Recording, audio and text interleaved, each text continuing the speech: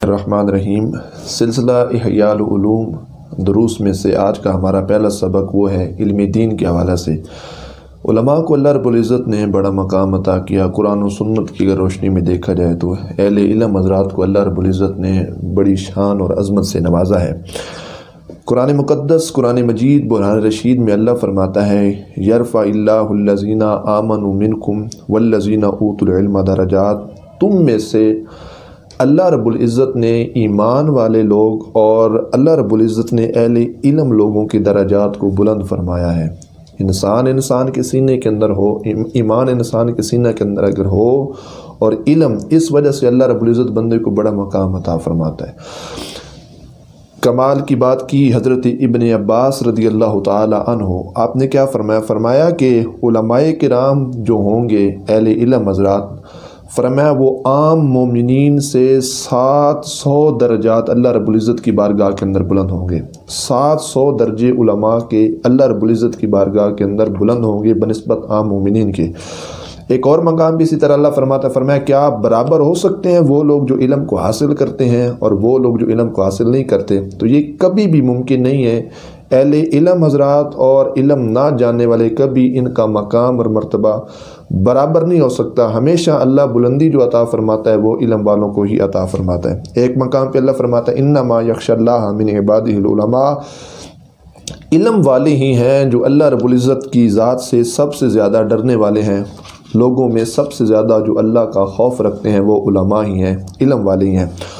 پھر اس میں رسول اللہ صلی اللہ تعالیٰ علیہ وآلہ وبارک وسلم کے اگر فرامین کو دیکھا جائے تو اہل علم کی شان، مقام اور عظمت کا پتہ چلے گا۔ رسول اللہ صلی اللہ علیہ وسلم نے ارشاد فرمایا اللہ رب العزت جب کسی بندے کے لیے بھلائی کا ارادہ فرماتا ہے تو حضور فرماتے ہیں کہ اللہ رب العزت اس بندے کو دین کی سمجھ عطا فرما دیتا ہے۔ جب اللہ کسی کے ساتھ بھلائی کا ارادہ کرے تو اسے دین کی سمجھ آ جاتی ہے۔ مطلب انسان جب دین کو سیکھ لیتا ہے تو سمجھو وہ بھلائی کے راستے کے اوپر چل پڑا، اللہ نے اس کو بھلائی کا راستہ دکھا دیا اور انشاءاللہ اسی راستے سے اللہ تعالیٰ اس کو جنت کی طرف جو ہے اس کا ٹھکانہ ہوگا، جنت کی طرف اس کی منزل ہوگی اور وہ جو راستہ ہوگا وہ سیدھا جنت کی طرف جائے گا۔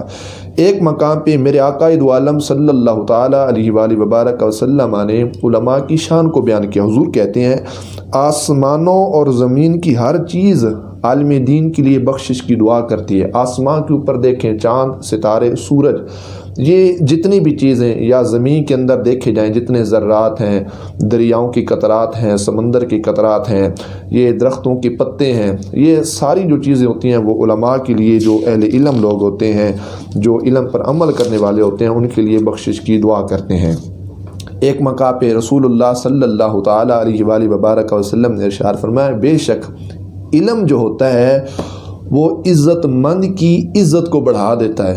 معاشرے میں رہنے والے جو لوگ عزت مند ہیں، جن کو اللہ نے عزت عطا کی ہے، معزز جو لوگ ہیں، علم کی وجہ سے اللہ تعالیٰ مزید ان کی عزت کو بڑھا دیتا ہے۔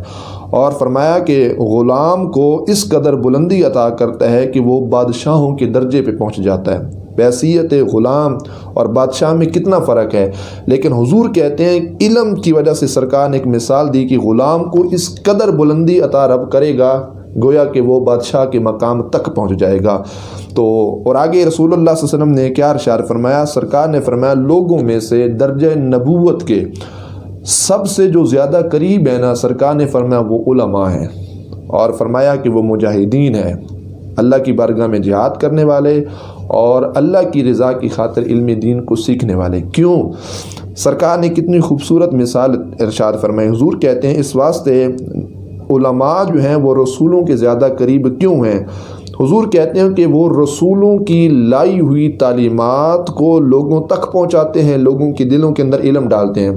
چونکہ علم جو ہے انبیاء کرام علیہ السلام کا ورثہ ہے، تو اس وراثت سے وہ کیا کرتے ہیں، اس فیض سے علم جو ہے وہ لوگوں کے سینوں کے اندر ڈالتے ہیں۔ اور سرکار کہتے ہیں مجاہدین جو ہیں اللہ کی بارگاہ میں جہاد کرنے والے ہیں، حضور کہتے ہیں یہ رسولوں کی لائی ہوئی شریعت کا تحفظ کرتے ہیں، اپنی تلواروں سے کیا کرتے ہیں، جہاد کر کے رسولوں کی لائی ہوئی شریعت کا تحفظ کرتے ہیں اپنی تلوار کے ساتھ۔ تو یہ دو ہستیاں ہیں، مجاہدین اور علماء یہ مقام نبوت کے انبیاء رسولوں کے سب سے زیادہ جو ہے نا قریب ہیں۔ اور ایک مقام پہ رسول اللہ صلی اللہ علیہ وسلم نے کیا ارشاد فرمایا ایک قبیلے کی موت ایک عالم کی موت سے آسان تر ہے۔ ایک طرف پورا قبیلہ مر جائے اور ایک طرف فقط عالم بعمل مر جائے۔ حضور کہتے ہیں کہ وہ قبیلے کی موت آسان تر ہے، شاید ان پورے قبیلے کی موت پہ اتنا دکھ اہل دنیا کو نہیں ہوگا جتنا ایک عالم دین کی موت پر ہوگا۔ اور ایک مقام پر کیا فرمایا قیامت کے دن علماء کرام کی تحریرات جو وہ دنیا کے اندر لکھتے ہیں اپنے قلموں کے ساتھ، حضور کہتے ہیں ان کی قلموں کی سیاہی کو شہداء کی خون کے مقابلے کے اندر تولا جائے گا۔ ایک طرف شہداء کا خون ہوگا، ایک طرف ان کے قلموں کی کیا ہوگی؟ سیاہی ہوگی۔ اور آگے سرکار صلی اللہ علیہ وسلم نے علم دین سیکھنے کے لحاظ سے کیا ارشاد فرمایا؟ حضور کہتے ہیں جس شخص نے میری امت میں رہ کر اللہ کی رضا کی خاطر، سرکار کہتے ہیں 40 احادیث کو یاد کیا، حضور کی 40 احادیث کو اس بندے نے یاد کیا اور حتیٰ کہ انہیں لوگوں تک پہنچایا، حضور کی حدیث کو سنا، یاد کیا، سینے کے اندر محفوظ کیا، صرف محفوظ نہیں کیا، عمل بھی کیا، لوگوں تک اس کو پہنچایا، تو سرکار فرماتے ہیں قیامت کے دن میں اس کی سفارش کروں گا، میں اس کی شفاعت کروں گا۔ تو یہ علم دین کے حوالے سے اللہ رب العزت نے بڑا مقام عطا کیا اس بندے کو جو دنیا کے اندر رہ کر دین کا پیغام سیکھتا ہے، احادیث کو یاد کرے گا، پھر کیا کرے گا؟ اس کا پیغام لوگوں تک پہنچائے گا، اللہ اس کو اتنا اجر و ثواب عطا کرے گا۔ اور پھر اجر و ثواب کے لحاظ سے پھر رسول اللہ صلی اللہ تعالیٰ علیہ وآلہ وبارک وسلم کی جو سفارش و شفاعت ہوگی وہ بہت بڑا مقام ہے جو اللہ تعالیٰ ایسے لوگوں کو عطا فرمائے گا۔ اور آگے سرکار نے کیا فرمایا کہ عالم کی عابد پر فضیلت فرمایا اس طرح ہے جس طرح 14ویں کا رات تمام چاند تمام ستاروں سے افضل ہے، جس طرح 14ویں کا رات کا جو چاند ہوتا ہے وہ تمام ستاروں سے افضل ہوتا ہے، فرمایا اسی طرح عالم کی عابد پر ایسی فضیلت ہے کہ عابد بندہ عبادت گزار تو ہو لیکن اس کو علم نہ ہو کہ میں نے عبادت کیسے کرنی ہے، کیا طریقہ کار ہے، شریعت نے عبادت کا ڈھنگ طریقہ کیسے سکھایا، تو حضور کہتے ہیں عالم کی اس بندے پہ فضیلت ایسی ہوگی جس طرح چاند کی تمام ستاروں پر ہوگی۔ پھر مطلقاً چاند نہیں کا 14ویں کا چاند کا، اور لوگ سمجھتے ہیں 14ویں کے چاند کو اللہ نے کتنا عروج اور بلندی عطا کی ہوتی ہے، فرمایا اس انداز کے ساتھ اس کی جو فضیلت ہوگی وہ لوگوں پر ہوگی۔ اور پھر اگر علم کے حوالے سے بات کروں تو مولا علی المرتضیٰ شیر خدا رضی اللہ تعالیٰ عنہ بڑی خوبصورت بات کی۔ حضرت مولا علی شیر خدا رضی اللہ تعالیٰ عنہ نے فرمایا کہ رات بھر عبادت کے لیے کھڑے رہنا، اور فرمایا کہ دن کو روزہ رکھنے والے مجاہد سے فرمایا عالم دین افضل ہے۔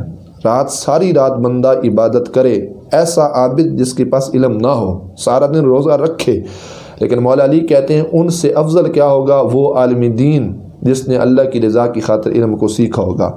اور فرمایا مولا علی المرتضیٰ رضی اللہ تعالی عنہ نے کہ جب کوئی عالم فوت ہو جاتا ہے، فرمایا اسلام کے اندر وہ ایسا خلا چھوڑ کے جاتا ہے، فرمایا کوئی نائب اس خلا کو پر نہیں کر سکتا، وہ ایسا گیپ اور ایسا خلا چھوڑ کے جاتا ہے کائنات کا کوئی بندہ کوئی نائب اس کے خلا کو پر نہیں کر سکتا۔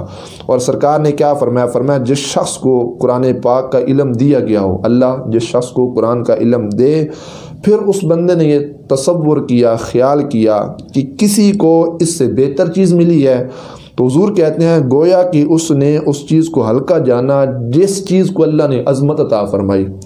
بندہ حافظ قرآن ہو، قرآن کی تعلیم، اس انسان قرآن کریم کی تعلیمات اس کے سینے کے اندر موجود ہوں، لیکن پھر دنیا کا اس نے کوئی عہدہ دیکھا اور اس نے اس قرآن کی تعلیمات سے دنیا کے عہدے کو زیادہ ترجیح دی اور یہ سمجھا کہ یہ قرآن، یہ تعلیم، اس کے اندر تو کچھ بھی نہیں ہے، مقام منصب عزت ہے تو وہ دنیا کے عہدے کے اندر ہے، تو سرکار کہتے ہیں اس نے ایسی چیز کو ہلکا سمجھا جس کو اللہ نے عزت و عظمت اور بلندی عطا فرمائی، اور اللہ نے عظمت قرآن ہی کو تو عطا کی ہے۔